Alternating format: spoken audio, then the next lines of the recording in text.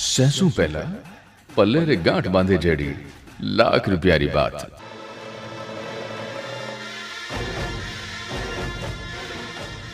बडेरा री कयोड़ी एक सांगो पांग बातड़ी है भाया के खेची बढ़िया खेची तणिया खेचम खेच बिकाय।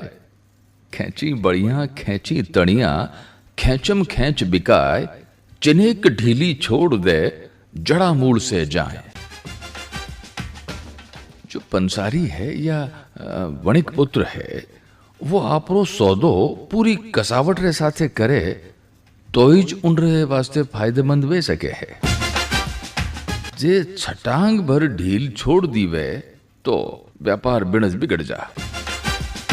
इनी भांत तणी जी की बांधा हाँ वह भी पूरी तरह कस्योड़ी रे, वरना जे उनरे माई ढील वे और उनरे माथे थे गीला गाबा जे सुखाओ तो खूंटी समेत वा नीचे आए पड़ी। इन वास्ते कही जियो कि खेची तणिया खेची बणिया खेचम खेच बिकाय। चिन्हें ढीली छोड़ दे जड़ा मूल से जाए।